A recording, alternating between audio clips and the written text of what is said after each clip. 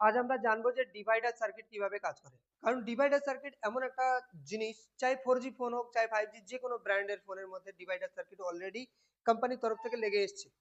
আর charging section, তারপরে charging সেকশনের ID, thermal line, এছাড়া ডেড সেকশনের মধ্যেও ডিভাইডার সার্কিট দেখতে পায়। আর কোনো ফোন যদি কোনো জায়গায় কোনো সাপ্লাই মিস আছে, কোনো একটা লাইট সেকশন, গ্রাফিক সেকশনে বিভিন্ন জায়গায় যদি কোনো সাপ্লাই মিস থাকে, তাহলে সেই ডিভাইডার সার্কিটের মাধ্যমে আমি ভোল্টেজ তৈরি করে, নিজের সার্কিট তৈরি করে কি করে তার রিকোয়ারমেন্ট পুরো করব, সেই সম্বন্ধে আজকে আমরা জানবো।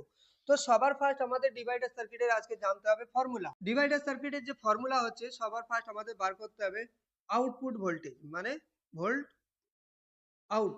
Volt out is equal to, formula হচ্ছে V in into R two divided R one plus R two.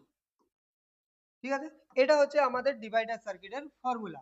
তো আমি এখানে একটা কোশ্চেনও দিচ্ছি, যেমন ফার্স্ট মনে করুন এটা কোনো একটা ভোল্টেজের উৎস, যেমন আমি এখানে ধরে নিচ্ছি এটা হয়ে গেল 3 ভোল্ট।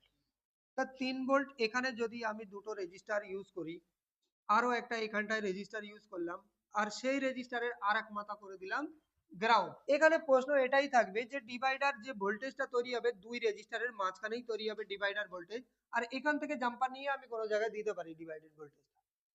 ঠিক আছে, আমি একটা সোজা সাপটা যদি উদাহরণস্বরূপ এখানে যদি ভোল্টেজ বানাই, তো আমি নর্মালি যদি এখানে একটা 5 কিলো ওহমসের রেজিস্টার ইউজ করি, আর এখানে যদি একটা 5 কিলো ওহমসের রেজিস্টার ইউজ করি, তাহলে আমার এখানে ভোল্টেজ কত দাঁড়াবে? তার ফর্মুলা যদি আমাদের ক্যালকুলেশন করতে হয়, তাহলে আমাদের ফর্মুলায় ফেলে করতে লাগবে ক্যালকুলেশন। যেমন volt out is equal two, আমাদের বার করতে হবে আউটপুট ভোল্ট, তার মানে এখানে রয়েছে ভি ইন। ভি ইন কত ভোল্ট আছে? 3। 3 into R two, R two কত কত আছে? 5। এটা হয়ে গেল আর টু। তাহলে V in into R two এখানে কমপ্লিট হয়েছে। আর যখনই কোনো ভোল্টেজের ফার্স্ট রেজিস্টার হয়, তখন সেই ফার্স্ট রেজিস্টারকে বলা হয় আর ওয়ান, আর দ্বিতীয় যে রেজিস্টারটা হয় সেটাকে বলা হয় আর টু।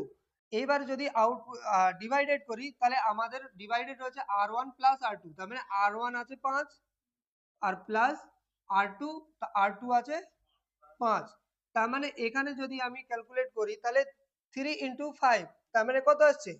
3 5 15, তাই তো? আর নিচে রয়েছে 5 5 10।